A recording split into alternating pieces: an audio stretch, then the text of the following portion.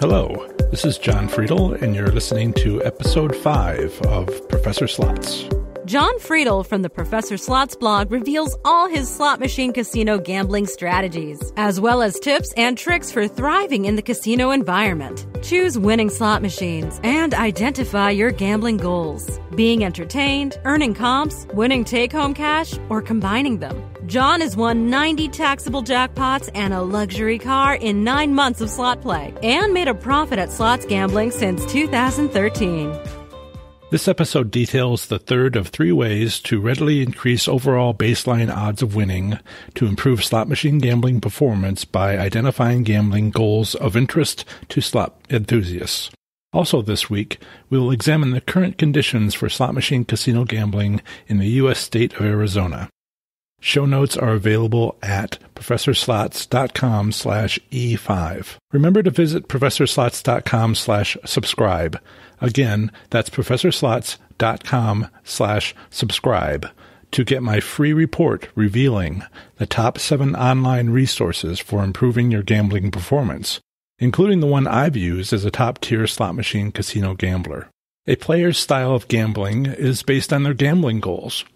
Slot players are no different from other types of gamblers in this regard. To achieve any goal, we need to first understand something about what that goal is. Somewhat unfortunately, perhaps, this means we need to understand ourselves well enough to know our own goals.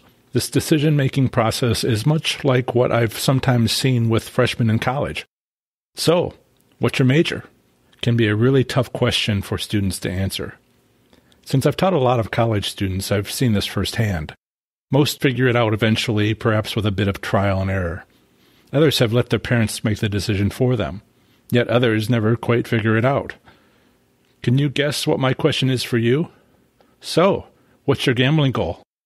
Many slots gamblers I've spoken with don't know the reason why they are gambling. They don't know their gambling goal or goals. And frankly, their gambling doesn't look like it's going very well for them.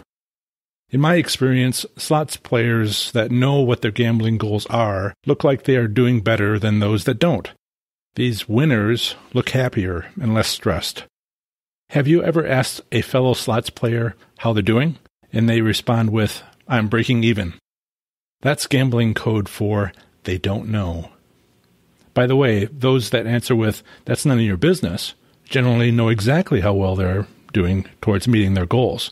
They're just not willing to tell you is all. A slot machine player's performance should be judged by how well their gambling goals are being met. And, in general, we can have a difficult time recognizing if someone else's goals are being met, with the possible exception of whether they appear relatively happier or lower stressed. For example, if a slots player spends their entire bankroll and all the money they've made during their visit, have they met their gambling goals? Well, there's 3 possibilities. Maybe, if their goal was entertainment and they achieved that. Maybe, if their goal was to earn complimentary gifts via player club points. Or, probably not, if their goal was take-home cash. Again, a slot machine's player's performance should be judged by how well their gambling goals are being met. Only they know if they are. Why? Because those goals are entirely the province of each individual player's wants, needs, and desires. But that begs the question, what does winning mean to you?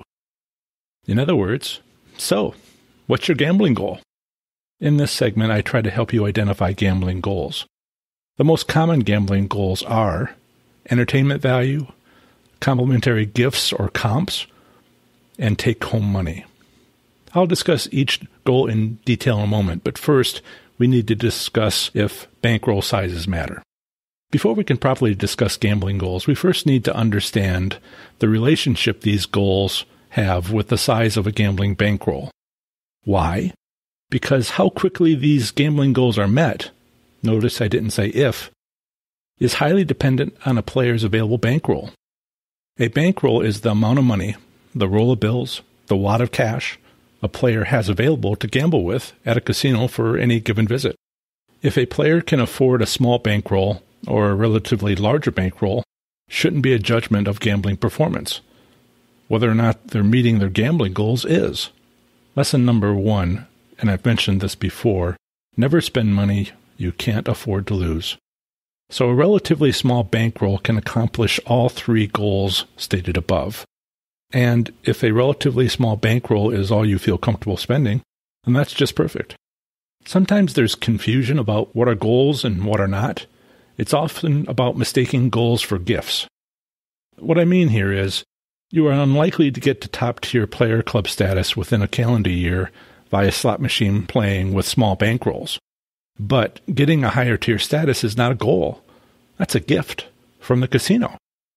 Your goal is to earn a certain number of player club points that earns you the complimentary gifts that come with it, because you want those gifts, if getting gifts is your goal. The gifts are the goal, and the status is secondary. I should also mention that it's possible to achieve higher status with a small bankroll, but doing so will require a large time investment at casinos.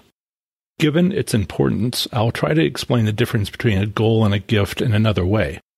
Think of it this way. Good customer service is based on realizing what a customer really wants.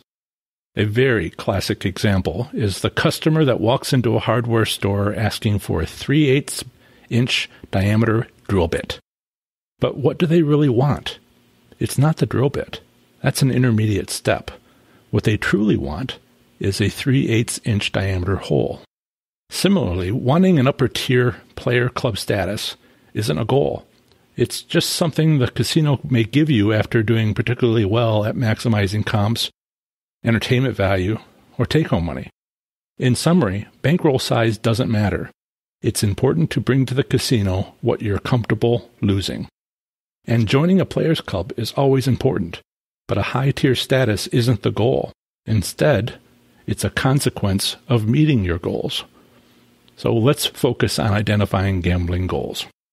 The three most common gambling goals are maximum entertainment value, maximum complimentary gifts or comps, and maximum take-home money.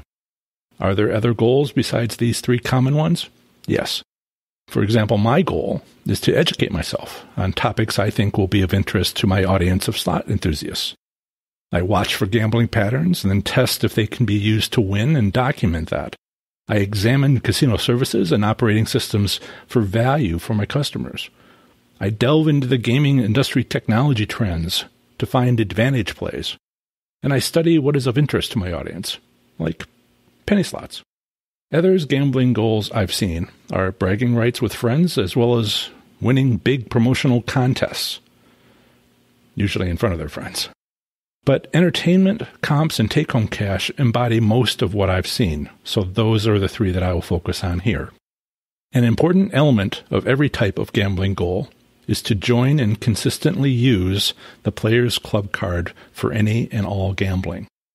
Doing so gains many benefits, some of which support increased entertainment by receiving invitation to promotional events, can make complimentary gifts possible, such as free small electronic devices and much more, and can lead to take-home cash through free slot play, for instance. Players Club programs are so important, I'm preparing a future episode segment on them, currently scheduled a bit out there, episode 16. In the meantime, if you're interested in learning more about the advantages to be found when using Player Club programs, see my blog article, 7 Advantages of Players Clubs. You'll find it at professorslots.com/clubs. Moving forward, let's first examine entertainment as a gambling goal. One gambling style or goal is pure and simple entertainment. Perhaps it involves going to a casino with friends, having a few drinks, maybe watch a sports game at the casino bar, have dinner, and, of course, gamble a bit. If someone in the group makes a few dollars, perhaps even wins $100 or $200, then they have bragging rights with their friends. In this way, an enjoyable evening is had by all. Or perhaps a pair of individuals or spouses visit a casino together for, say, date night. Or, yet again, a single individual enjoys their time at a casino after a hard day at work, a time of relaxation. Whatever the situation, groups large and small visit casinos for entertainment purposes. The style of gambling for entertainment purposes is by far the most common. The parking lots and structures attached to casinos are filled with the cars and trucks of gamblers with an entertainment goal. The total cost for an individual for an entertaining evening of gambling can easily be $100 or less. Players using this style bring with them only a set amount of money or bankroll. Their intention is to spend it all, if relatively slowly. They typically don't attempt to withdraw more from their financial accounts while at the casino, and their financial goal is to be able to play for a while. Perhaps occasionally they earn the aforementioned bragging rights, along with the genuine or finged respect and awe of their friends.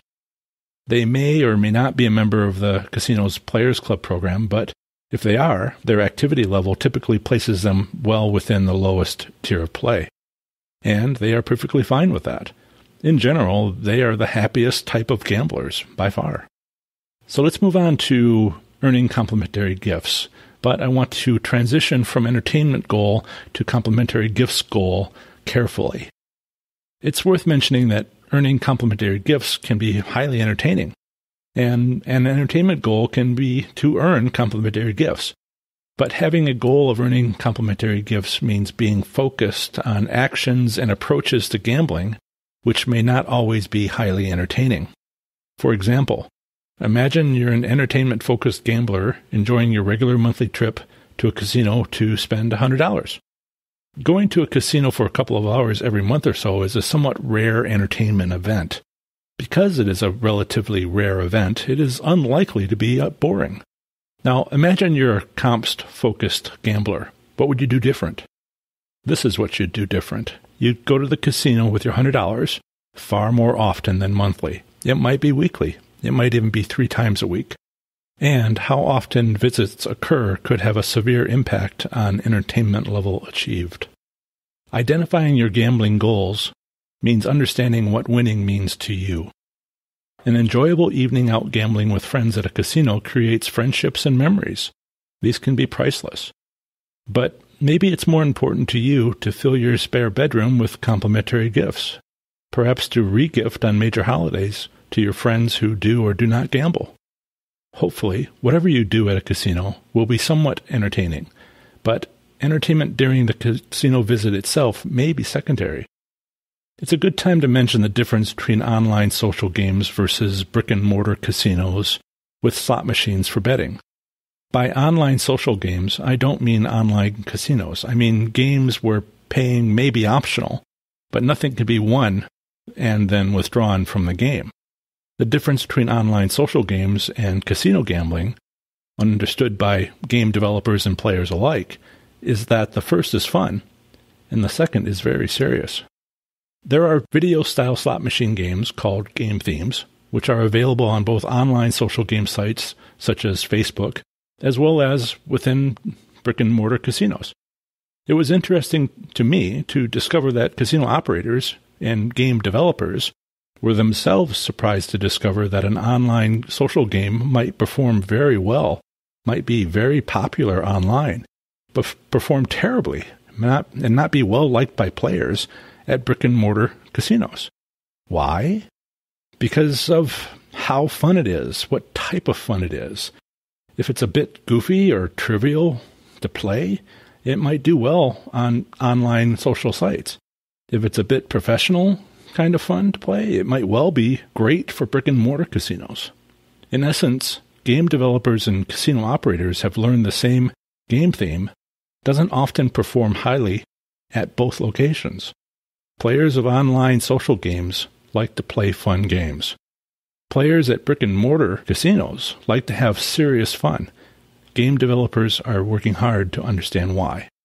To get complimentary gifts from the casinos, commonly referred to as comps, joining the casino's Players Club program is a necessity. Casinos offer a wide range of comps to their patrons, but only if those patrons join its Players Club program. Some comps are available to all, like a small amount of free slot play, perhaps $20 worth, upon signing up to the Players program. Other small comps are various small kitchen and shop electronic items. Casinos work hard to make these comps interesting and not too repetitive. Invitations to visit casinos to pick up free complimentary gifts generally arrive as a bulk mail flyer at an address provided to the casino at sign-up. Small physical gifts along with invitations to slot tournaments are common to all Players Club members. Other complimentary gifts, typically of greater value, are only available as players advance in the Players Club tier system. For example, the second to highest tier level in the Players Club typically gets a 3-day annual cruise for 2, while the highest tier level gets a 7-day annual cruise for 2. The most common complimentary gifts are given to everyone, and that's what most people know about. You've been at a casino, right, on days when most everyone is carrying a white box of some sort, perhaps containing a glass pitcher and some glassware, yes? That was one of those common comps. But there's also Player Club credits. A bit of gambling when using the Players Club card earns points. A certain number of dollars spent earns a certain number of program points. This ratio is usually somewhere around the vicinity of if you spend $5, you get 1 point. A certain number of program points result in a certain number of program credits. And the typical ratio between program points and program credits is about 100 to 1. So 100 program points, that would be $500 spent, would equal $1 in program credits. That would be $1 you could spend at a casino restaurant or at a casino shop or someplace affiliated with the casino where they would accept those program credits. What the ratio is from dollars to points and points to credits is highly dependent on the specific Players Club program which you are a member of. More gambling with the Players Club card brings more expensive complimentary gifts. This progresses all the way up to the top tier status, which is a special place to be with regards to complimentary gifts. At the highest tier, it's typical to get annually a 7-day cruise with a cruise line with which the casino has negotiated a contract, a special 3-day trip for 2 to an associated casino, usually located in Las Vegas, which for me included airfare, a free room, a $500 credit on the room account, and 8 $100 vouchers to be used at properties around Las Vegas also owned by the casino operator. I've also known of other Players Club that offer the free lease of an annual luxury car or, optionally, selection of a gift from Tiffany's. Typically, the airfare for the cruise isn't included, nor are dock fees and other expenses. However, it is very nice that individuals traveling alone don't have to pay the double occupancy fee. The annual trip to Las Vegas did include airfare, as well as a limousine to and from the airport. I especially like being able to fly a family member in from another state during my last such trip. They especially liked having their own limousine from the airport. With all this talk of complimentary gifts available for Players Club members with top-tier status, I need to mention what it takes to achieve it. Of the 2 Players Clubs available at my local casinos, when I primarily focused on learning to gamble playing slots, I was top tier in one program and second to top tier in the other. For the program in which I was top tier for the first time, I earned 170,179 program points that calendar year. Each $5 I spent gambling via slots earned one of those points. So, in total, that year, I spent $5 170,179 times. So, I spent, don't be shocked, $850,895. Now, I did this by bankroll cycling. I played high-limit slot machines. I did this over a 6-week period from mid-November to the end of 2013. My bankroll size was typically about $2,500, and I would visit the casino for about 6 hours, 3 times a week.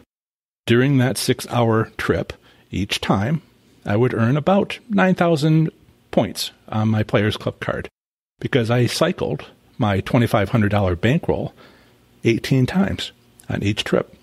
I usually left with more than $2,500. I'll talk a little bit later about how much I actually won. Because every 100 program points earns $1 in casino credits, those 170,179 points meant that I also had $1,701 in credits to use in the casino or its other properties. But I had a hard time spending that $1,700 in players' program credits. Why? Because I could get a meal or almost anything I could think of just by asking. I didn't need to use the credits. By the way, top-tier Players Club members are directly assigned a casino host. I mention this for two reasons, because it was a surprise to me and took some adjustment. But I expect my audience to accomplish what they want to accomplish. If they want to be a top-tier gambler, then they will become a top-tier gambler. Imagine someone in a suit showing up at your slot machine 30 seconds after putting your Players Club card into it. They ask, quite sincerely, what they can do for you every single visit. You could be in a crowd, and they'd weave their way through it to you, ignoring other players that see the host and want to ask a question. The host doesn't stop. They're there for you.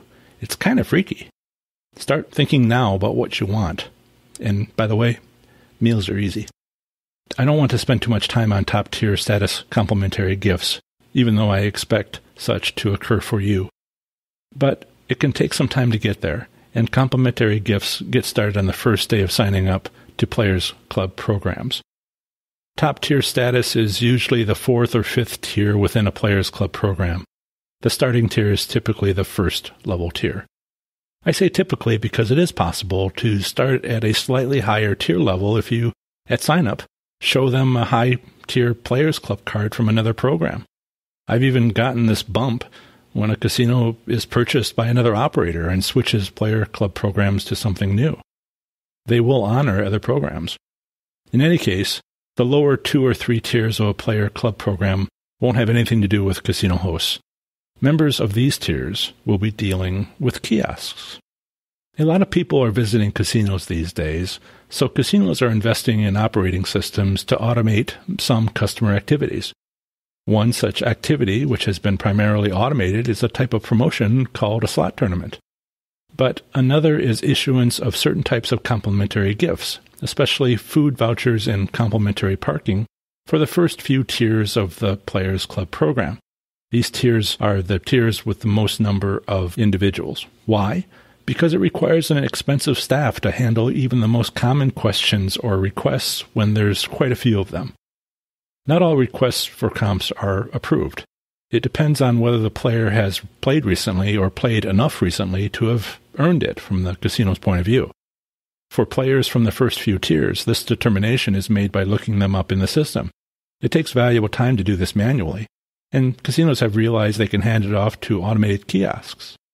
By the way, it is hard to argue with a kiosk. That might also be an advantage for the casino. Maximizing take-home money is a fine goal in and of itself, but it can be mutually contradictory to the goals of entertainment and earning complimentary gifts. Simply put, one goal can get in the way of another, as we touched on briefly earlier. Maximizing take-home cash can be not very entertaining to accomplish, unless happiness is having cash. Maximizing take-home cash means doing what you have to do to earn it. It might mean visiting casinos at odd hours, not to mention less than convenient times or when no one you know is there. It might also mean walking away when you're just starting to enjoy yourself, because you know you've maximized take-home cash and it's time to leave, even when you've only just got there a few minutes before after an hour-long drive.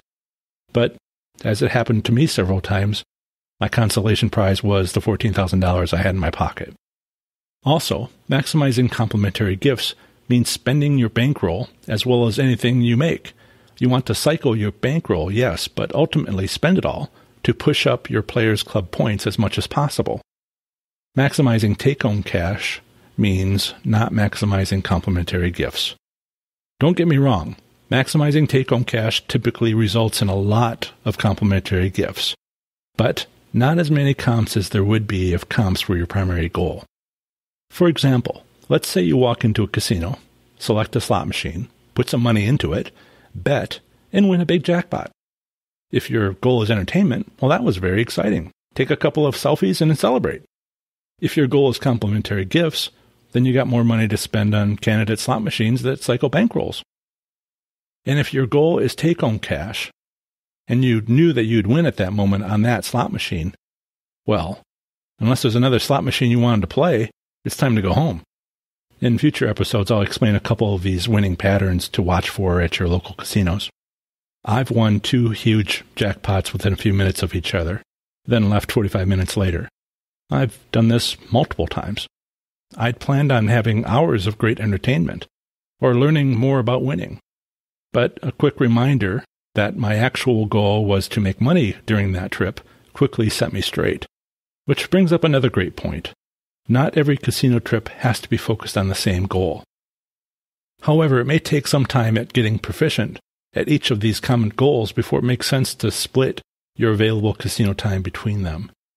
Blending goals can also be a challenge, possible and ultimately where we hopefully are all headed, but definitely hard to balance at first. With practice, you'll be able to blend goals as well as I do, perhaps even better. I would not be surprised. To close out maximum take-home cash, we'll need to talk about one more topic: taxes. I'm not a certified public accountant or an authority on income taxes. However, one potential downside to maximizing take-home cash are the taxes involved. Jackpots are taxable income. Comps are too, by the way, but most people don't document their fair market value for tax purposes. But in the United States, many casinos are required to automatically withdraw local and state taxes from jackpots worth over $1,200 prior to paying out the jackpot to the player that won it. That's why you'll need to provide your Social Security number when you sign up for a casino's Players Club program. Taxable jackpots may also require the paying of federal income taxes, but this is sometimes optional, depending on the state. Also, note that local income taxes are automatically withdrawn if the casino is physically located within the limits of a local municipality that has local taxes. I simply have to warn you about a potential hazard regarding taxable jackpots and local taxes. Do you have local taxes where you live? If not, and you absolutely won't this calendar year, that's great. This warning is not for you. If you do pay local taxes, then you've got a financial situation you will have to manage carefully. It might not be possible for you to have a goal of maximum take-home money. Let me explain. What is this all about? Well, you know that federal and state tax law allows you a deduction of your gambling losses up to the amount of your gambling winnings, right? This means you can deduct $100,000 from your taxes if those were your losses after winning $130,000. This is the number I was telling you about before. Therefore, you've effectively only paying taxes on the $30,000 difference. The huge potential tax difficulty, a possibly severe financial pitfall, is this. What about the gambling losses deduction for local tax returns? There typically isn't any. Local income tax returns, using the previous example, typically would not include the $100,000 in gambling losses deducted from state and federal income tax returns. Therefore, local income tax returns would include paying taxes on the entire $130,000 instead of just the $30,000 after deducting gambling losses. Say the local income tax rate is 2.5%. A 2.5% income tax on $30,000 in gambling profit is $750. A 2.5% income tax on $130,000 in gambling income is $3,250. I think you now understand my warning about local taxes. Be careful. I don't mind paying income taxes on my income from playing slots. What I don't like is being surprised by an income tax circumstances that I haven't been previously aware of or planned for in advance, like gambling deductions typically not being included in local income taxes. If you do pay local taxes, then find out if the casino or casinos you frequent also have to pay local taxes. Since those are automatically withdrawn prior to hand payout of the jackpot, this may help mitigate your local income tax burden. If you have to pay local income taxes and for the first time plan to deduct gambling losses up to your gambling winnings on your income tax returns, then you need to understand your local tax situation better than you may already understand it. It is my understanding that most income tax preparers only prepare tax returns for the state and federal level. In my experience, these tax experts do not understand the rules for local income tax returns, the best approach I've found is to make an appointment and visit the local income tax assessor to have a frank conversation about any possible gambling deductions. The gambling goal of maximum take-home money is particularly susceptible to paying income taxes. However, winning taxable jackpots is quite possible no matter what your gambling goal is. Therefore, let's talk a moment about keeping gambling records for tax preparation purposes. Basically, if you have gambling income, you'll need to keep a financial record of your losses in order to legally deduct those gambling losses from your income tax returns. This financial record includes the date of the casino visit, the casino facility visited, and the gambling loss of that visit. This can be a written or digital record. If a taxable jackpot is won, the casino typically provides a financial record for the win, which in the United States is provided in the income tax form W-2G. Again, I'm not a certified public accountant or an authority on income taxes. This entire segment is about identifying your gambling goals. I haven't identified them for you, but rather provided information to get you started about making informed decisions before choosing one or more of them. Like my example of the high school senior or college freshman deciding what they want to major in, the actual decision can be a bit involved. When discussing this sort of decision-making process, sometimes it is helpful to first consider what isn't your gambling goals, and then see what remains. For example, imagine the worst possible situation regarding local income taxes applies to you. The casino doesn't take out local taxes, you don't get to deduct gambling deductions locally, and you want to be a top-tier slot gambler with revenue in the millions every year, with an expected 30% profit of that revenue. Should you still have this gambling goal? That's your decision. I've also met gamblers that say they want one gambling goal. They intellectually favor one gambling goal, but they have an instinct, a habit, of pursuing another gambling goal they don't seem to fully realize. This is quite human.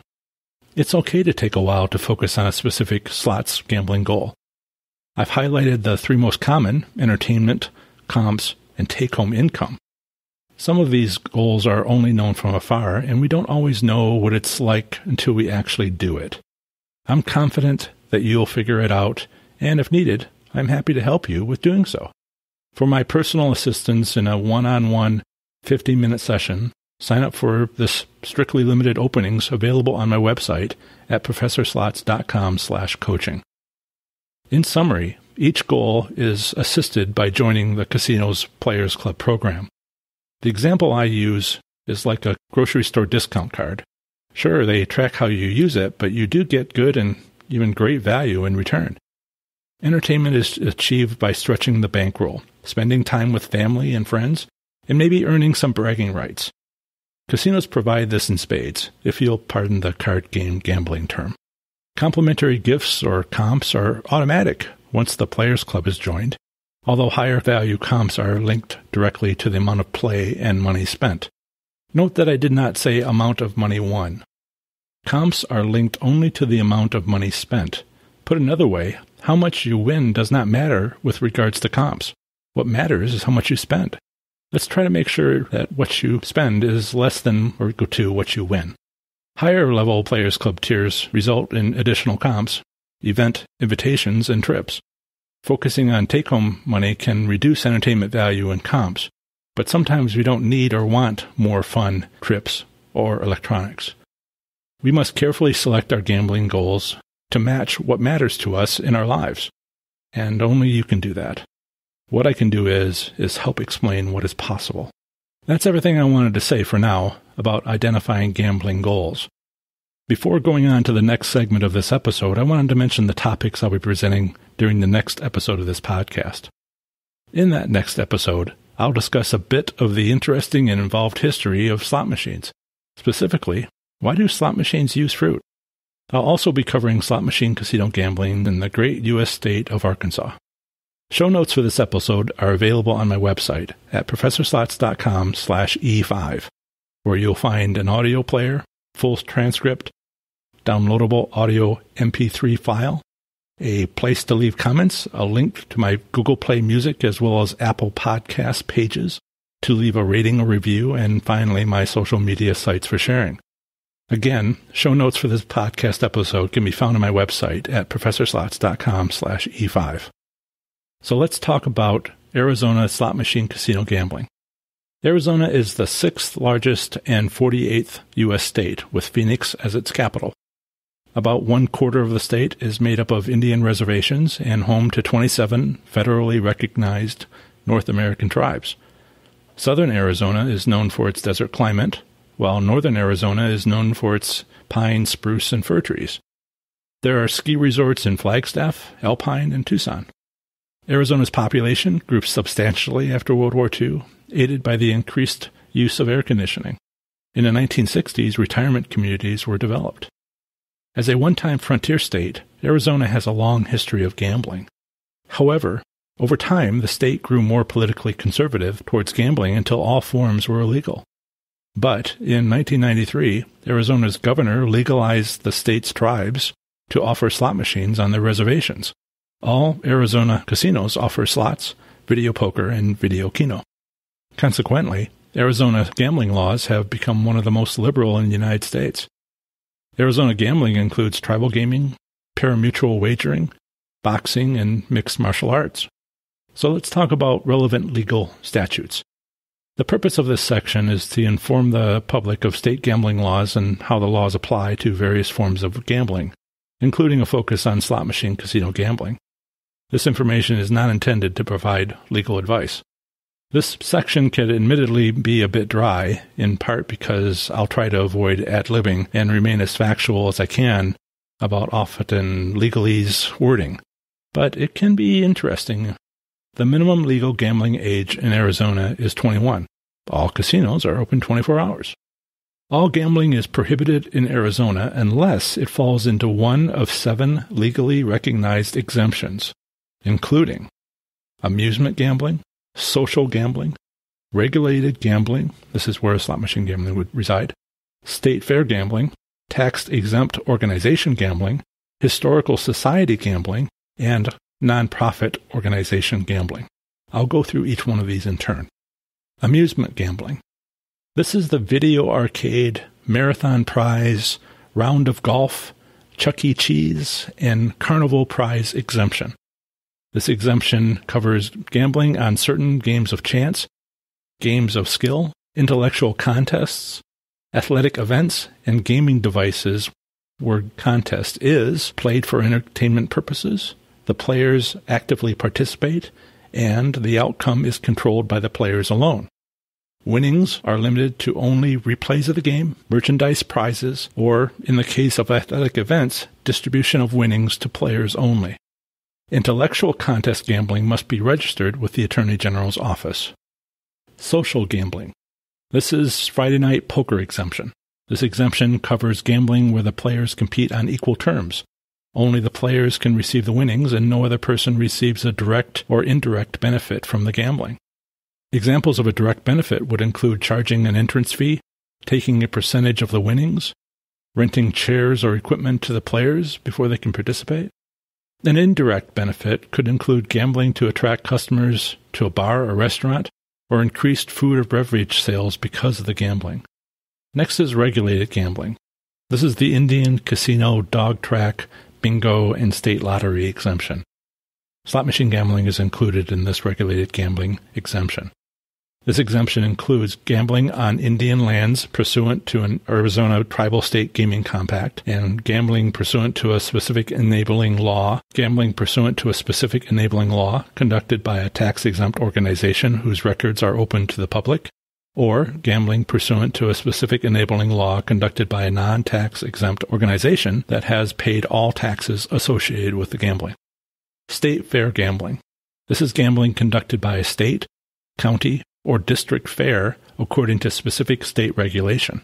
The tax-exempt organization gambling. These are raffles conducted by an organization which is tax-exempt, has been in existence for at least 5 years in Arizona, maintains its tax-exempt status, and the gaming is run by local members of the organization.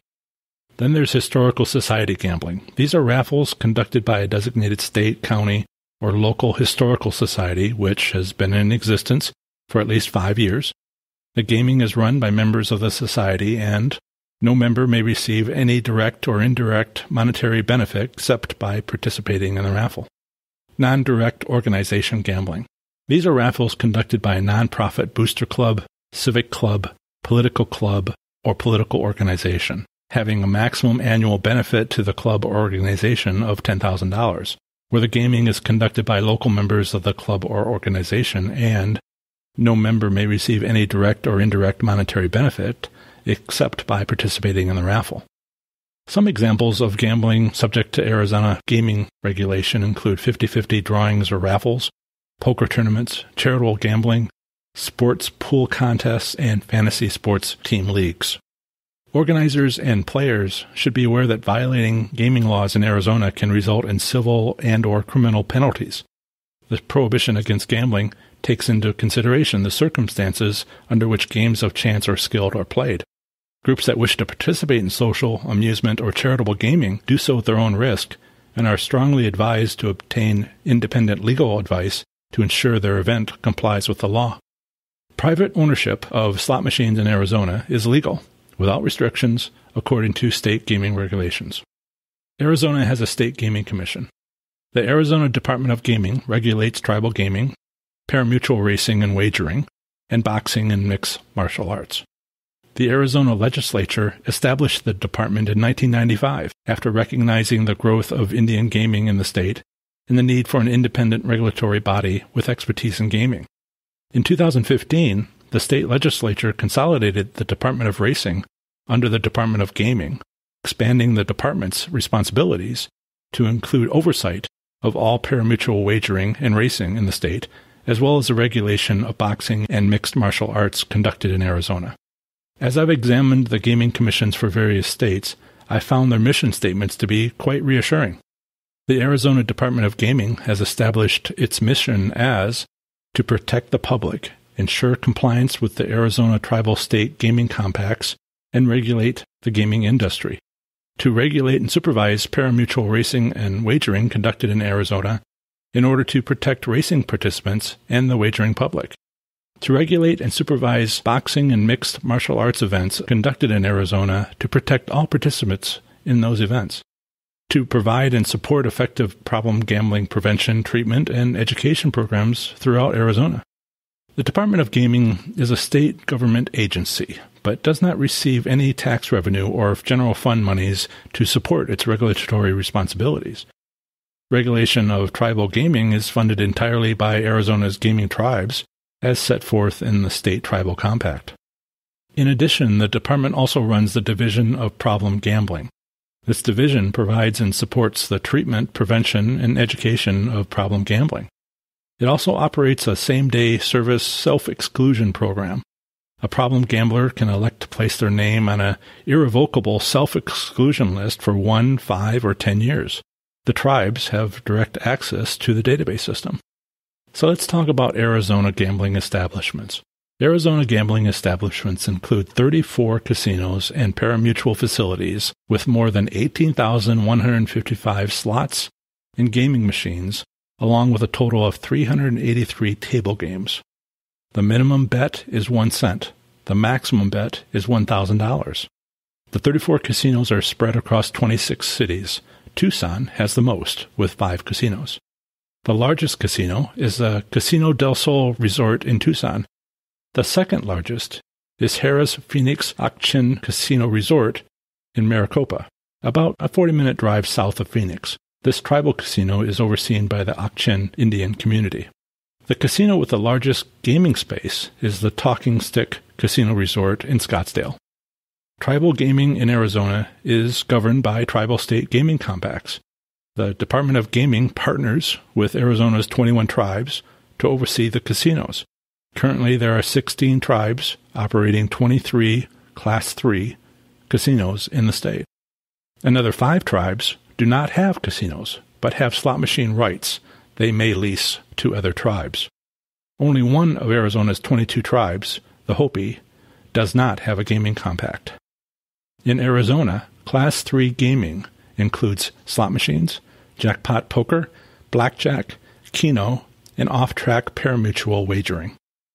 In summary, In 1993, Arizona's governor legalized the state's tribes to offer slot machines on their reservations. All Arizona casinos offer slots, video poker, and video keno. Arizona slot machine casino gambling includes 34 casinos and pari-mutuel facilities with more than 18,155 slots and gaming machines. The minimum gambling age is 21. All casinos are open 24 hours. That concludes this segment on Arizona slot machine casino gambling. On the next episode of Professor Slots, Part 1 will be about why do slot machines use fruit. I'll have an introduction, I'll talk about fruit wheel symbols, I'll have a bit more history and then a summary. This will be followed by the second segment of Episode 6, Arkansas slot machine casino gambling. Again, I'll have an introduction, relevant legal statutes on gambling, slot machine private ownership, state gaming commission, gambling establishments, and a summary. That's the end of another great episode of the Professor Slots podcast. Show notes for this episode can be found at professorslots.com/E5. That's professorslots.com/E5. I plan to have another great episode come out very soon for you. We'll have amazing content for the show. So if you are someone who wants better success at slot machine casino gambling, please subscribe to the show, and if you have a moment, head on over to Apple Podcasts, that's formerly iTunes, and leave a rating and review. That would help so much. Until the next episode, have fun, be safe, and make good choices. Bye.